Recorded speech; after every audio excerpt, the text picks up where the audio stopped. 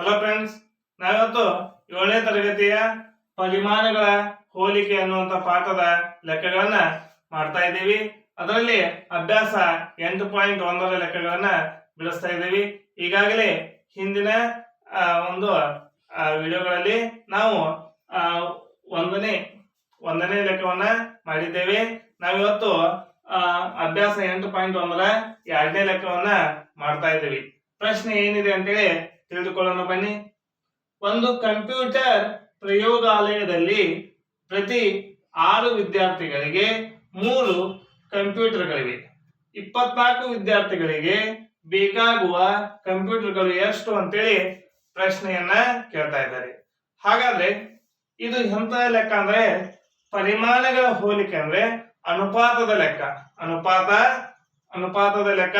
ಇದರಲ್ಲಿ ಅನುಪಾತ ಸಮಾನುಪಾತ ಅಂತೇಳಿ ಬರ್ತಾ ಇದೆ. ಹಾಗಾದ್ರೆ ನೋಡಿ, ಒಂದು ಕಂಪ್ಯೂಟರ್ ಪ್ರಯೋಗಾಲಯ ಇದೆ.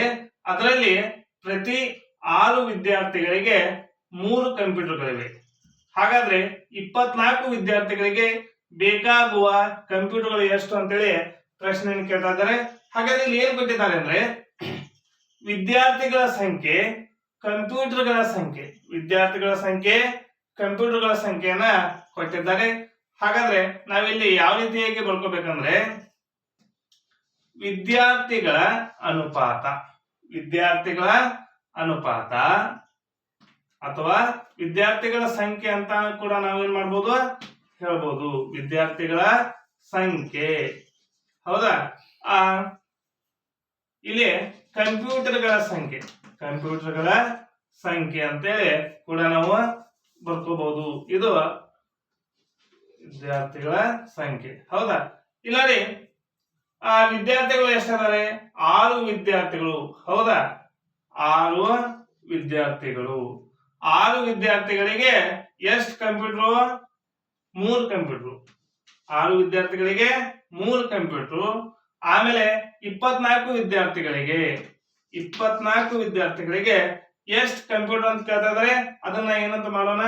ಎಕ್ಸ್ ಅಂತೇಳಿ ಬರ್ಕೊಳ್ಳೋಣ. ಹೌದಾ?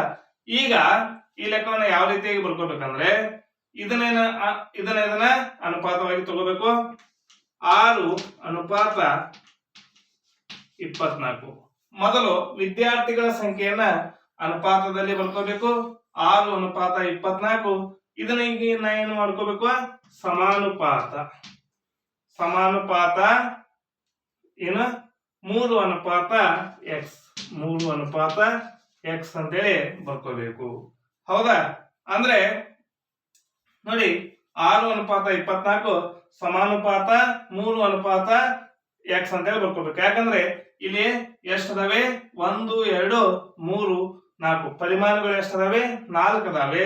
4 ಇದ್ದಾಗ ನಾವು ಅದನ್ನ ಸಮಾನುಪಾತದಲ್ಲಿ ಬರ್ಕೋಬೇಕಾಗ್ತಾ ಇದೆ. ಹೌದಾ? ಹಾಗಾದ್ರೆ ಇಲ್ಲಿ ಅನುಪಾತ ಅಂತ ಬರ್ಕೋಬಹುದು ಅಥವಾ ಈಕ್ವಲ್ ಟು ಅಂತ ಕೂಡ ಬರ್ಕೋಬಹುದು. ಈಗ ನೋಡಿ, ಇದನ್ನ ಯಾವ ರೀತಿಯಾಗಿ ಲೆಕ್ಕ ಮಾಡ್ಬೇಕಂದ್ರೆ ಈ ಮೊದಲನೇ ಪದ ಅಂದ್ರೆ ಆದಿ ಪದ ಅಂತ್ಯ ಪದವನ್ನ ಗುಣಿಸಬೇಕು. ಹೌದಾ? ಇದನ್ನ ಗುಣಿಸಬೇಕು. ಆಮೇಲೆ ಇದನ್ನ ಗುಣಿಸಬೇಕು. ಅಂದ್ರೆ ಗುಣಿಸಿದ್ದು ಸಮ ಇರ್ತದೆ. ಈಗ ನೋಡಿ, 6 ಗುಣಿಸು ಎಕ್ಸ್. 6 ಗುಣಿಸು ಎಕ್ಸ್ ಇಕ್ವಲ್ ಟು ಇಲ್ಲೇನಿದೆ? 24 ಗುಣಿಸು 3. ಹೌದಾ? ನಮಗೇನು ಬೇಕಾಗಿದೆ? ಎಕ್ಸ್ ಬೇಕಾಗಿದೆ. ಕಂಪ್ಯೂಟರ್ಗಳ ಸಂಖ್ಯೆ ಬೇಕಾಗಿದೆ. ನನಗೆ ಎಕ್ಸ್ ಬೇಕಂದ್ರೆ ಈ ಅದನ್ನ ಆ ಕಡೆ ಕಳಿಸಬೇಕು. ಇಲ್ಲೇನಿದೆ? ಗುಣಾಕಾರ ಇದೆ. ಆ ಕಡೆ ಹೋದಾಗ ಏನಾಗ್ತಾ ಇದೆ? ಭಾಗಾಕಾರ ಆಗ್ತಾ ಇದೆ. ಎಕ್ಸ್ ಹಾಗೆ ಬರೋಣ. X equal to ಮುಂದೇನಿದೆ?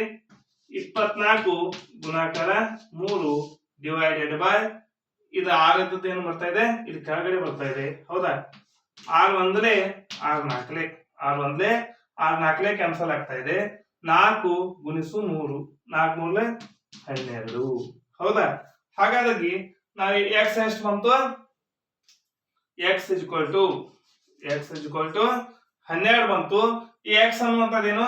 ಕಂಪ್ಯೂಟರ್ಗಳ ಸಂಖ್ಯೆ. ಹೌದಾ? ಕಂಪ್ಯೂಟರ್ಗಳ ಸಂಖ್ಯೆ ಅಂದ್ರೆ ಇಲ್ಲಿ ಬೇಕಾಗುವ ಕಂಪ್ಯೂಟರ್ಗಳು ಎಷ್ಟು ಅಂತ ಕೇಳಿದ್ರೆ ಎಷ್ಟು ಕಂಪ್ಯೂಟರ್ ಬೇಕಾಗಿದ್ದಾವೆ? 12. ಎಷ್ಟು ಬೇಕಾಗಿದ್ದಾವೆ? 12. ಈ ರೀತಿಯಾಗಿ ನಾವು ಲೆಕ್ಕವನ್ನ ಮಾಡಿದ್ದೇವೆ, ಉತ್ತರವನ್ನ ಕಂಡುಹಿಡಿದಿದ್ದೇವೆ. ಈ ವಿಡಿಯೋ ನಿಮ್ಗೆ ಇಷ್ಟ ಆದ್ರೆ ಲೈಕ್ ಮಾಡಿ, ಶೇರ್ ಮಾಡಿ, ಸಬ್ಸ್ಕ್ರೈಬ್ ಆಗಿರಿ. ಹೀಗೆ ನಮ್ಮ ಯೂಟ್ಯೂಬ್ ಚಾನಲ್ ನ ಎಲ್ಲ ವಿಡಿಯೋಗಳನ್ನ ನೋಡ್ತಾ ಇರಿ. Thank you.